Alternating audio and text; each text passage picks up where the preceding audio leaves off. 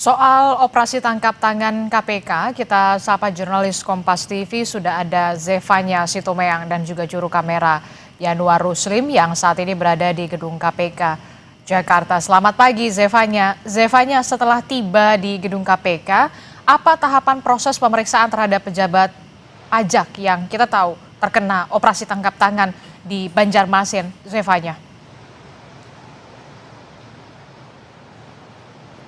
Ya, di setelah kemarin operasi tangkap tangan ini sudah berlangsung dilakukan oleh KPK pada Rabu siang kemarin, yang dimana saat ini tentunya pemeriksaan secara intensif ini terus masih dilakukan di Gedung Merah Putih KPK. Sejak malam hari kemarin dari informasi yang kami terima, ketiga orang yang sudah diamankan ini sudah tiba di Gedung KPK dan menjalani pemeriksaan secara intensif. Namun nampaknya pemeriksaan ini masih berlangsung karena kami belum melihat dari orang-orang yang sudah diamankan KPK ini ada keluar dari Gedung Merah Putih KPK begitu ya. Yang kita ketahui dari ketiga orang yang sudah diamankan KPK dari hari Rabu kemarin ini ada 2 orang ASN dan juga salah satunya ini pegawai swasta. Untuk salah satu ASN yang sudah diamankan ini merupakan Kepala Kantor Pelayanan Pajak Madya Banjarmasin yakni Mulyono Purwowijoyo. Dan untuk satu orang ASN lainnya dan satu pihak swasta ini memang belum diungkap terkait dengan identitasnya. Nah, selain kemarin OTT dilakukan, Adisti, ini juga ada barang bukti yang sudah diamankan oleh KPK yakni uang tunai yang jumlahnya ini perkiraannya sekitar 1 miliar rupiah kurang lebih.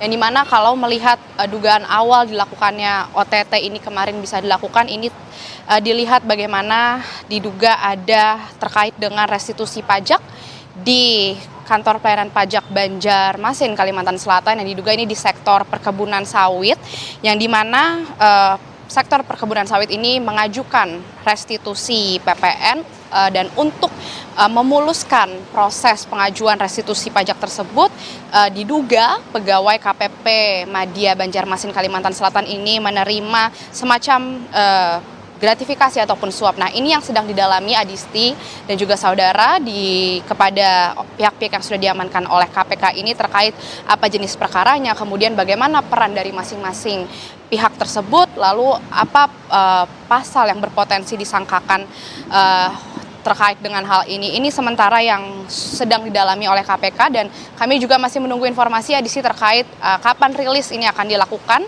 Apakah KPK masih membutuhkan waktu? Yang jelas dalam waktu 1 kali 24 jam ini KPK masih memiliki waktu untuk menentukan status hukum dan juga bagaimana hasil dari pemeriksaan yang sudah berlangsung sejak malam hari kemarin, Adisti.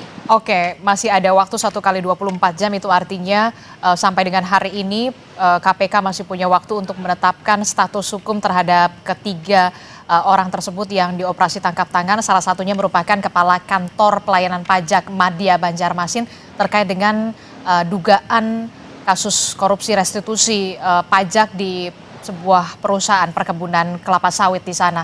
Kita tahu Zevanya, tidak hanya pejabat pajak saja yang kemarin juga dicokok dalam tanda kutip ditangkap operasi tangkap tangan, tapi ada juga pejabat bea cukai yang kemudian ditangkap. Nah, bisa dijelaskan apa sebenarnya latar belakang dari kasusnya dan juga apakah sudah diperiksa secara intensif oleh penyidik KPK?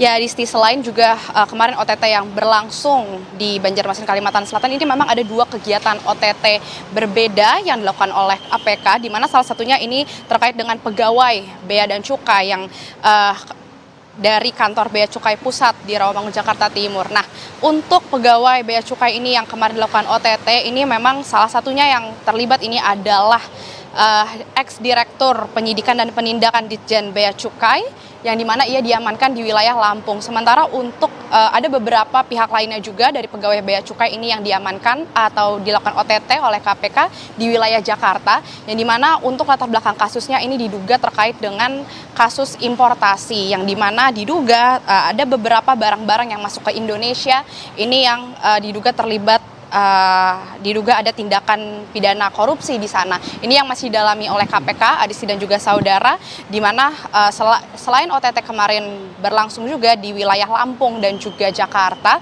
ada juga barang bukti yang sudah diamankan oleh KPK, yakni ada uang miliaran rupiah dan juga ada logam mulia seberat 3 kg ini yang diamankan dari rangkaian operasi senyap yang kemarin dilakukan KPK di wilayah Jakarta dan juga Lampung. Diketahui untuk salah satu pihak yang diamankan ini sekarang ia menjabat sebagai kepala kantor wilayah DJBC di Sumatera bagian Barat, sehingga kemarin OTT dilakukan di wilayah Lampung untuk salah satu pihak yang diamankan tersebut. Kita akan tunggu, Adisti, karena proses pemeriksaan intensif juga berlangsung sejak malam hari kemarin.